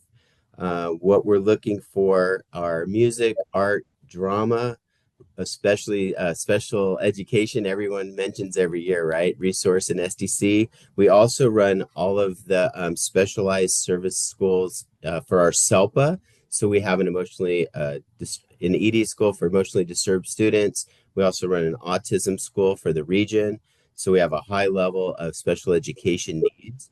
We're looking for B-clad Spanish teachers to help support our programs. We've actually had to even look outside the country. We have over 65 Philippine teachers working here on H-1B visas right now. We have some J-1 visas from Spain and Mexico. We even have a teacher from Cameroon right now. So we're always looking for science and math. Those are the other 2 areas. With that, we do have amazing benefits, and it's a super affordable area to live, especially to be in LA County and still be able to afford a house. That's a big deal, right? And I don't mean a house that's built right next door to somebody. You actually have a yard. So you might want to consider that with our benefits, our health benefits. We have our own induction program, which is amazing. We've had over 100 new teachers, it seems, the past few years. So they've been very successful in supporting and mentoring those induction candidates. It's our own program. We have a ton of professional development, not only for the curriculum, but we're capturing Kids' Hearts district. So everybody goes through that training. Our social emotional learning is at the forefront, because we understand if you can't make a connection with students, it doesn't matter how much you know. So building relationships with our students in our community is prime. We have literacy coaches at every site, which helps you as a new teacher with planning, getting in there, doing demonstration lessons. Every single site has one. We have educational tech coaches, parent community liaisons at every school. So again, if you're looking for a place that has a lot of support, especially right out the gate, Palmdale is one of those places. And like I said, it's still an affordable place to live. Thank you so much for sharing all that insight about Palmdale. So I'd like to pivot or shift now where we can have an open Q&A for all panelists. After we have questions that are posed to all panelists, then we'll shift to specific questions that folks might have to specific representatives from school districts. I did put in the chat an initial question just to start us off, and other candidates, feel free to type in the chat what your question might be. And also, to leverage this online space, folks are welcome to respond in the chat as well. You don't have to necessarily wait to speak, although that is, of course, welcome as well. So the question I started with is, what does the hiring timeline typically look like in your school district? And when should candidates start applying? And where do they look for open positions? So kind of actually a threefold question of what, when, and where. Would anyone like to take that on first? And I'm going to try to spotlight you, so the camera will, it'll just really focus on you. So I hope that doesn't distract you too much, but it'll be nice for us to be able to. Would anyone like to take that on first? Sure, I can talk about it. Thank you. So again, Teresa from Woodland Joint Unified. So our hiring process, typically the entire process, initially with our conditional offers, it could just take a couple of weeks. But once we get that conditional offer out there, then we start with the paperwork and the fingerprinting, reference checks, all of that kind of thing. But we try to move as quickly as we can, so that people aren't waiting to hear something, and being concerned about not having the opportunity that they had hoped for. So that's kind of our hiring timeline. We've got pools open now. We've had pools open since February, and you can certainly go to EdJoin and look up our positions that we have at Woodland Joint Unified and apply online there. And I think that's kind of it, right? I think I answered everything. Yeah, thank you so much. Would anyone else like to add to that? Yes, Timothy, go ahead. Yeah, just what you had mentioned there, Teresa, was edjoin.org. You're going to find all the certificated positions. To start there, I'll work backwards. You need to apply because we have to evaluate your transcripts and credential, right? So once you have that application in at Palmdale, it's a one interview process. Even if you don't have your credential yet, or you haven't completed the program you're in, you can upload your expected graduation date or your procurement date for your credential, and we'll interview you starting now for next school year. And if you have all of your information, we'll work with the CTC, and our credential analysts are amazing. They'll get you probably 1 to 3 weeks, technically, if we can get everything done, as Teresa mentioned. So it just depends on you applying so that we can get you in for an interview as soon as possible. That's the most important thing. And we'll work with you on the timing depending on where you're at in your program or your credential. But we're a one interview process. We don't make you do a demonstration lesson like some of the smaller districts I've worked for. So it could be a very quick process depending on where you're at. Thank you so much. And actually, that reminds me, I probably should have indicated that in the Zoom room, we have candidates who are both in their first semester as well as their second semester of a 3-semester program. So some have just started and are really thinking about, where they might cast their net, while others are going to be, actually in the midst of doing their ed TPAs. I'm going to be submitting them soon, right? And we'll be are more looking for the more immediate future. I see a couple questions in the chat I'd like to highlight. One of them is from Walt. How many applicants on average do you see for long-term substitute positions, full-time teaching positions? One panelist suggested that some teaching roles were reporting 800 or more applicants, which does not bode well for career prospects. However, other districts seem much more eager to onboard more rapidly and have fewer applicants. Would anyone like to take that? Oh, okay, and I've seen response. Oh, go ahead. I can share briefly. We don't see. I think did they mention 800 applicants? We don't see quite that amount, but these are applicants that sometimes want to come in without credentials, right? And so if they want to come in without a credential, then we do see some of those applicants, but we prioritize those that are eligible for their prelim by May. So multiple subject is definitely our highest, our positions that have the highest number of applicants, but we see lower amounts for our single subjects and for our special education positions as well.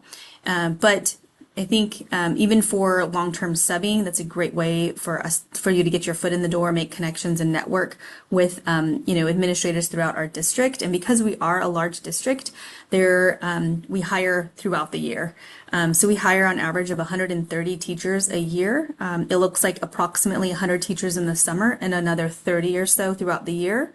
Because we're a large district, we have folks that resign, retire mid-year, move for different reasons. And so you can apply, get your application, reviewed, and then also, interview, and as positions become available, actually be on our list for a callback once positions become available. But long-term subbing is something that, you can apply on our EdJoin as well, so that you can begin subbing and network with administrators throughout our district.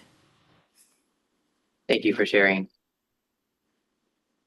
I see a hand up. So Stephen, could you unmute and share your question with us? Hi there. So like Professor Wong said, my name's Stephen. I'm a single subject Mandarin teacher. And I've heard a lot of reference to dual immersion programs in your guys' school districts. I was in a dual immersion program, or classroom rather, last semester, student teaching. This is my second semester.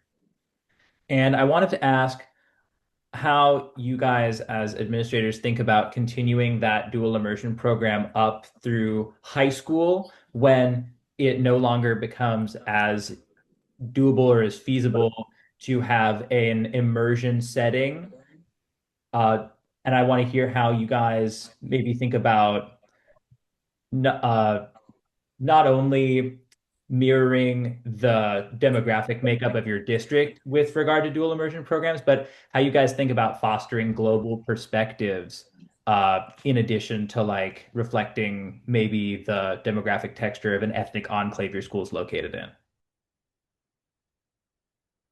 I'd love to chime in on that because we are super committed for our dual immersion programs, and we have been working on this for several years on expanding our program. So when I first started in the district, we only had one program.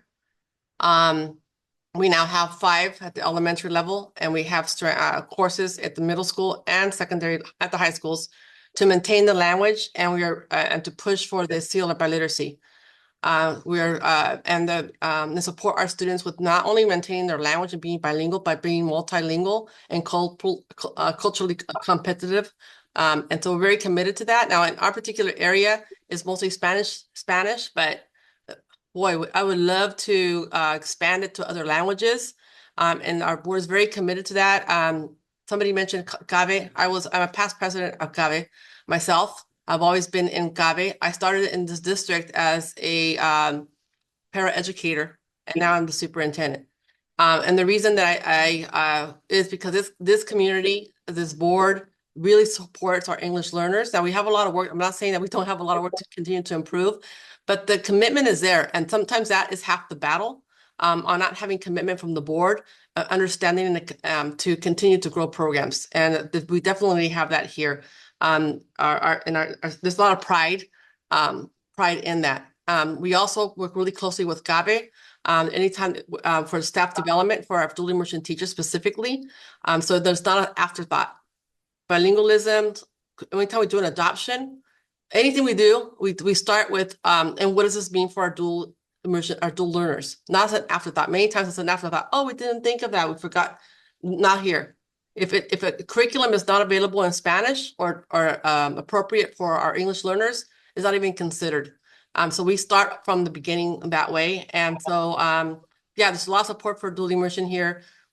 We are been featured on for Californians Together on the EL Rise. So we get invited a lot to serve on panels to talk about what we're doing here, the English Learner Roadmap. Many districts don't even know what that is. And we know what that is. We have specifically our teachers, our school plans, identify what areas in the English Learner Roadmap they're going to focus on. So it's done intentionally. Hope I was able to answer your question. I don't know if anybody else wants to chime in. That's great. You guys do amazing work up there. I just wanted to say in Palmdale, one of the reasons we developed the charter high school was to continue a pathway for our students in the dual immersion program, but it turns into a world language Spanish, where they concentrate on higher level academics and getting some AP credit, right? Moving in through there. So uh, I wish we had the same ability to offer other languages. Obviously, it's going to be community based because what you do find is, as a district, it's very difficult to run a true dual program all the way through unless you have a body of students. So right now, we're serving our community with Spanish, but we're always on the lookout for pockets Mandarin. Like I mentioned, with all our Philippine teachers, maybe Tagalog becomes something we look at. Who knows? I know Garden Grove has a Vietnamese dual school. So that's another language that's been offered now in California, which is amazing. So we're always going to be responsive to our community. Thank you very much for sharing. I'd like anybody in the room, just because the chat is going, so people are starting to respond here and there, but would anyone in the room like to ask a question? And no pressure. I didn't tell you I was going to do that. Okay, yes, go I ahead. would love to ask a question, and this is specifically for Miranda at Santa Maria. Hi, my name's Jenna Estep. I'm a single subject social science candidate. My credential is getting clear, or my preliminary credential will be awarded in July here. So I'm currently on the lookout at Santa Maria Bonita. I've applied to your eligibility pool, so I'm super interested in that position. For history in specific. But I wanted to ask specifically, a big thing for me is making sure that my students have been connected with their community in terms of their education. So I wanted to ask how that specifically looks for y'all at Santa Maria Bonita, how you get your community involved in your schools. Okay, thank you. I will first say that well, first, thank you for applying for our district. I will say we're in the screening process right now. We have a lot of openings, polls open at the moment. So we're starting at one and we're working our way through.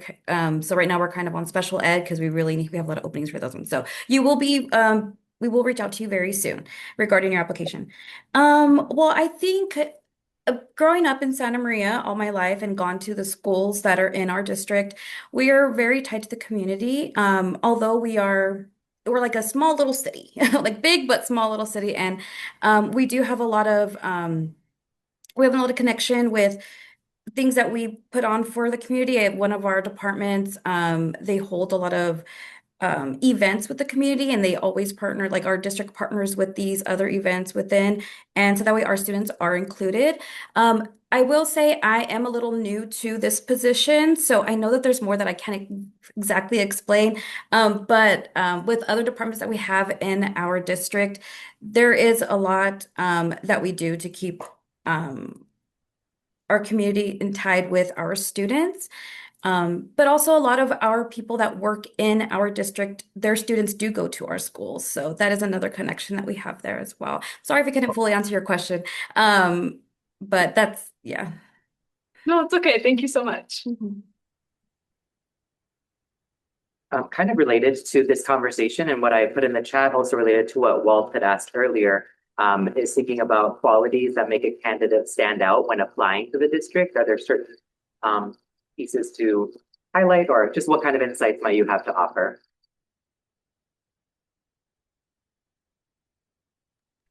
I'll speak to that. I think we're really looking for people who are student-centered. And so that's something that it's a main focus. And they have the willingness and open-mindedness to continue to learn and grow, because this job is a journey, and we need some with open-mindedness to continue to grow. Just like we want to support our students to continue their growth, we want to support our teachers, and we want people to have that type of mindset. So really a growth mindset, not only for themselves, but for how they view students, on how that we view students. We want people who are open-minded on making sure they're inclusive, and that everything that we do as adults is surrounded on what's best for students. And then after that, everything else is we can teach, we can learn together, we can collaborate. Collaboration and working with others is very critical as well.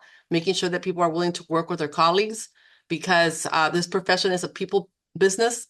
And if we don't have people, teachers, staff who are willing to be open to work with a team building mindset, and a growth mindset, then it might not be the right district, right? So we want people who are continue to go professionally, that are student centered, and that are willing to see this as a lifelong career that you're going to continue to grow and learn and get better and better as you progress through your career. Thank you so much for sharing. Any other representatives like to tackle that question? Okay, Miranda, thank you. Hi, okay. For our district, very similar to Woodland Joint as well, we would like teachers who want to work in our district and who are there for our students. We do have a very student-centered culture within our district. So if you're eager to be in our district and teach our students and really care in that way, then that is what we look for as well. Absolutely. Thank you so much. We do have another question in the room that I'll give the attention to. So go ahead. Thank you. My name is Catherine. I'm a single subject ELA candidate, mostly looking for middle school opportunities right now. And Kentfield specifically, I know you're not looking for any open positions at the moment for the ELA single subjects, but maybe I'll see you in the future. I'm not sure.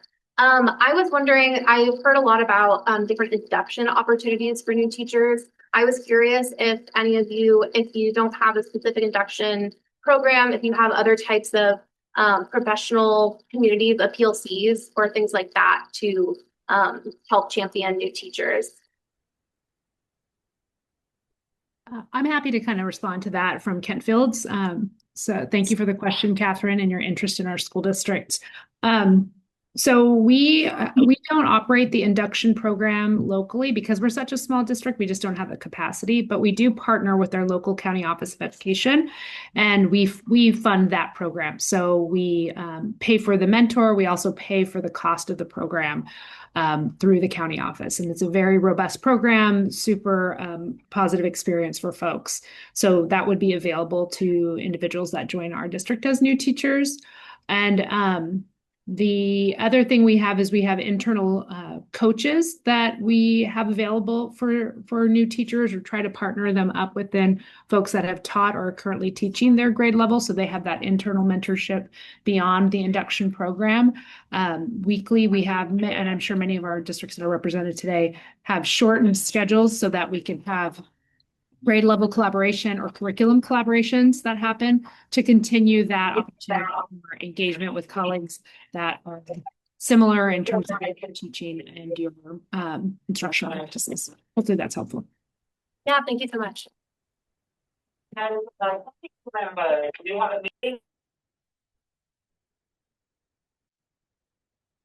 Sorry, I didn't quite catch who was sharing. All right, if any of our online candidates would like to ask a question verbally, feel free to use the raise hand function. It's nice to hear you as well as we read through the chat. Otherwise, any other questions that are coming up? I think now we can also ask specific questions to specific districts if you might have one, while keeping in mind that everybody's going to be reading it and learning from it as well.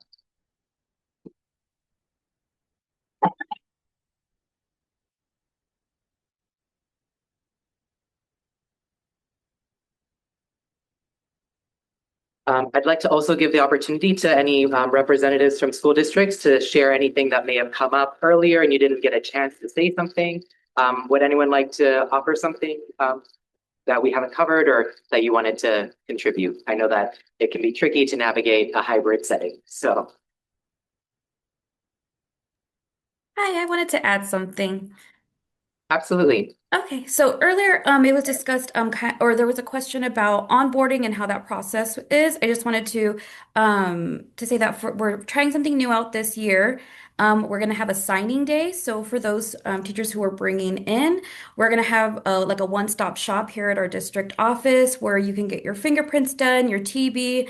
So go through those clearances if you don't have those. We'll have our benefits department there as well to answer any questions regarding benefits. I know sometimes that can be a something that you take into effect whether you're going to accept a position.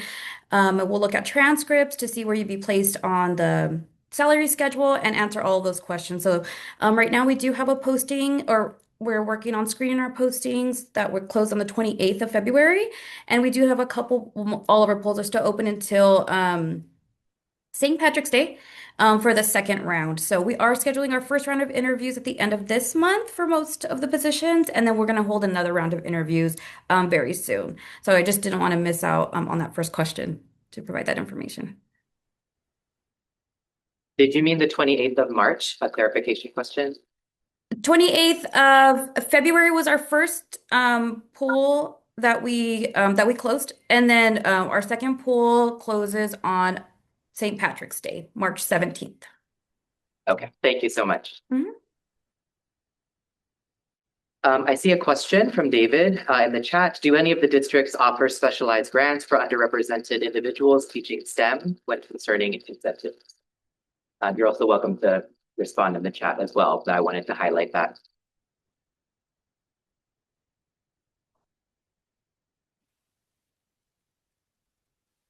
I can share briefly just Visalia Unified. We do have grants, but there's 4 specific partnerships that we have with 2 specific universities for a residency program. But beyond that, unfortunately, we don't have outside grants to support STEM. But I will be on the lookout. But it's just through our residency to support our teacher pipeline work with 2 specific local districts. I'm sorry, local universities. Thank you so much for sharing. And I also see a response in the chat from Tim as well. So thank you. Yeah, if I could add, we have very similar residency programs and obviously stipends for different particular things. But one thing that's very cool is we have a Palmdale School District Foundation, which is actually the Promise Foundation, where we give thousands of dollars away annually to teachers who write their own grants for specific programs they might want to implement in their classroom or materials to help them support their teaching, which is amazing. And some of our grants are well over $1,000 depending on the need and the number of students that they service. So that's just a really great piece of Palmdale. And at New Teacher Support every year, we have a couple days of training before the regular school year starts. And we give away usually $1,000, or excuse me, up to $3,000. It's $100. It's a lottery. It's a kind of a raffle, but up to 30 teachers can get $100 to get their year started. So just fun stuff.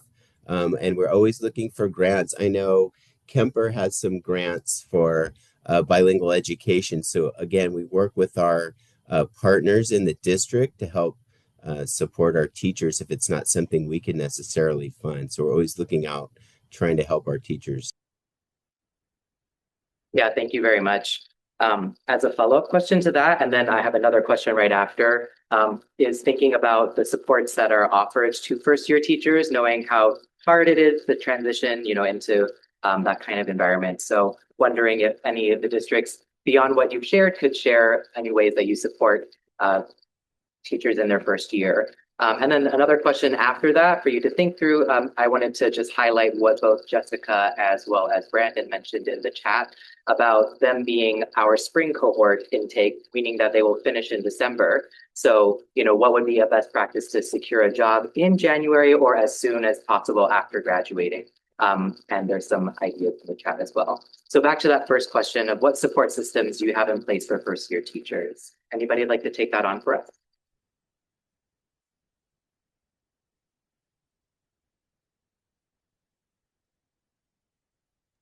I think I already talked, but we have our induction program, of course, but beyond literacy coaches, which I mentioned at each site, at tech coaches, every single new teacher that we have is assigned a mentor. And I think in special education, that's very, very important as well. We have program specialists who are often those mentors because we know how litigious IEPs can be and how important it is to follow the changes in services for students. But just in general, having a mentor at your site beyond just your new teacher support coach is huge. So that's something we offer with just a ton of professional development. And like I said, it's not always centered on pedagogy because we understand how important it is to make connections with students. So the social emotional learning aspect is vital to understand our students and then being able to make those connections. So that's where a lot of our focus is beyond just, the teaching in the classroom. Thank you so much. Really appreciate your response. Anyone like to tackle either of those questions about first year supports or about how our December graduates might navigate the job market, considering they enter it mid-academic year? I'm gonna call on my two colleagues who are, I think, on the Zoom with me, and I'm gonna embarrass one of them because she's a Pepperdine alumni, so maybe Oh, she'll come say wonderful. hi. Yeah, thank you. I am a Pepperdine alumni. It's been a few years.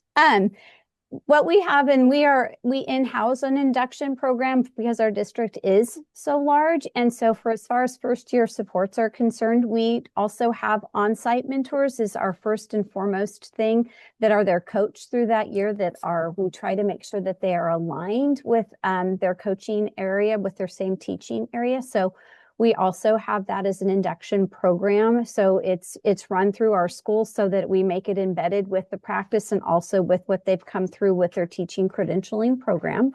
So we have that. We also, as a site, have invested heavily in the PLCs. And so we have that whole cohort of teachers that go through. And as a district, we make sure through the systems and structures that we have in place, we have content specialists that go out into our feeder schools as an extra level and tier of support for our teachers that are tied to the different ever-changing curriculums that seem to be a part of our profession as well, so that they can come out and run and have the support in-house of curriculum and also release days for planning and the structuring of our schedules so that there is more time for teachers to have professional learning that's embedded as part of their daily thing. So trying to see the teacher, especially first year, there are a lot of moving pieces and parts that they know that they're supported. We have monthly meetings as an induction program where we offer PLs that are tied to their CSTPs and helping them go through the individualized learning program and plan for them.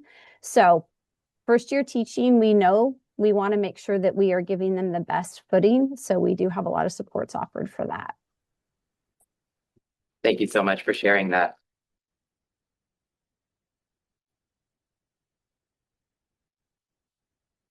Well, we are 45 minutes in and there's about 10 minutes left, so if anybody has any questions that, are lingering, I want to make it as spontaneous as possible while having to make it structured in this kind of environment.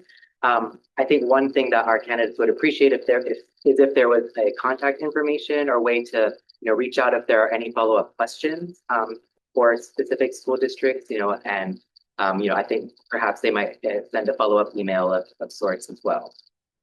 All right, I see a question in the chat for Santa Maria Bonita School District. Will there be a third window for applications, or should all applications be received by March 7th?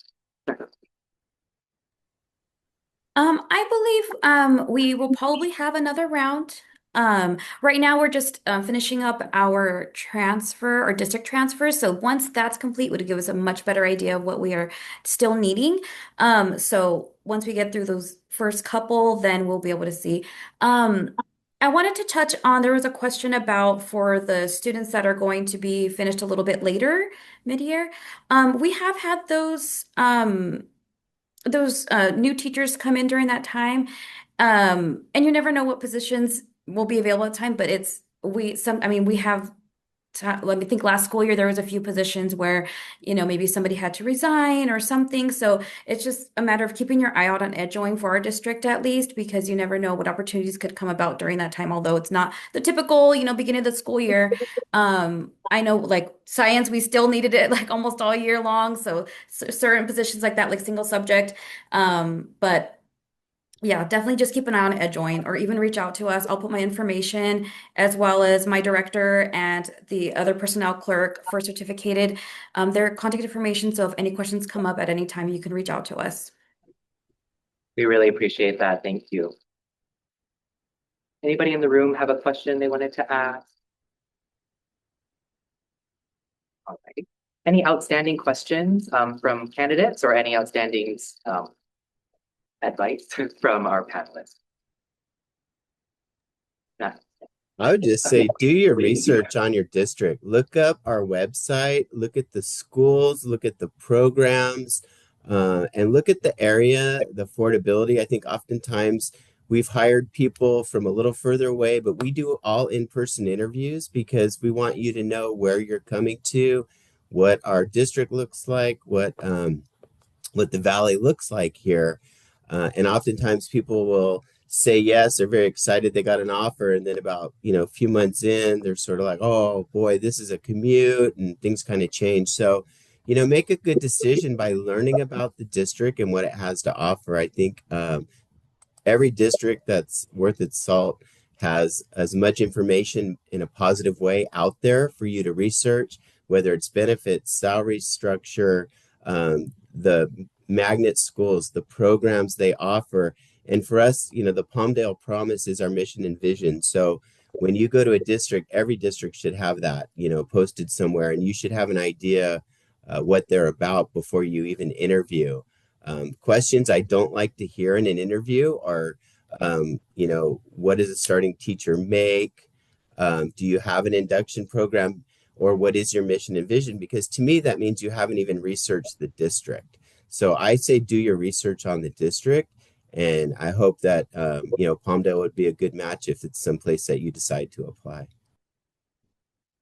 Yeah, thank you so much for that. Would any other representatives have like a final nuggets or advice to our candidates as they're navigating the job market?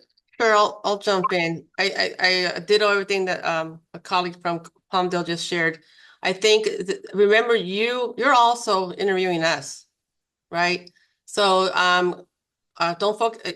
You do prepare for the interview where you're going to be prepared, but you also need to be looking out, like our Palmdale said, about what's going to be the right fit for you. Checking out the community, if it's the right culture for you. So that's really important. But I think the main thing as you're preparing yourself right now, while you're still doing your student teaching or whatever you're doing for your final things, the most important thing for a brand new teacher is going to be that relationship building with students, and classroom management. Those are the two things that sometimes people make the mistake or have a hard time starting off because you're so focused on the curriculum versus focused on relationships and building those structures at the beginning. The simple things of how do you expect students to walk into the class? It's the first thing they do in the morning. How do you get up to, what are the structures? Those are so important. So right now, as you're working with your student teachers, be watching for that, because that was not just done magically, it was taught. And it has to be repeated and practiced. And so in our district, I always encourage our new teachers, spend 2 weeks. 2 weeks of school just focused on relationship building with your students, for them to get to know you, you get to know them, and how the structures are for successful classroom management. Once you have those two things, you have a lot more success throughout the year. Many of our teachers who struggle don't make the mistake of taking that for granted. That relationship building and building the structures are key in order for you to teach curriculum, right? Making it safe. At first need, making it safe for students so they know what to expect, they know how they're supposed to act, and that making it safe that they know that you care about them and that you know who they are. So those are very key. And good luck to all of you. Absolutely, thank you so much. Any other final words? I appreciate all the comments in the chat, as well as those that have offered contact information. I do believe our candidates are going to be following up and are very grateful for your time. Oh, yes, go ahead, Serena. Oh, I am muted for a second, but I do echo what the other administrators have shared. And also, I think like networking, right? Like beyond just your mentor teacher, if you're, in a classroom right now, completing your student teaching, sometimes it's like easy to see like there's light at the end of the tunnel, I'm almost done, but really maximizing these last few months and into summer to really prepare you for day one of being in a classroom. So I would say, learning alongside others, networking with others, especially if you're going into a subject area like STEM or special education where there might not be as many folks in that field. So really taking the opportunity to go and observe other classrooms, observe beyond just your clinical practice classroom, whether it be middle school, because you might be placed in a middle school. If you're maybe in teaching kids right now that are not as diverse as maybe a classroom you might be teaching in, go take the opportunity to see if you can observe, in a different setting where you might be exposed to a little more diversity in a different setting. So I would say this last few months, think outside the box, network, and beyond just your assignment that you are maybe assigned to for clinical practice, network and get additional opportunities and exposure to various students that you might serve one day. Thank you so much. All right, well, on behalf of Pepperdine University's graduate program, as well as the students represented on campus, we are online. We are very grateful for your time and sharing so openly, willingly, passionately about your districts and the work that is available.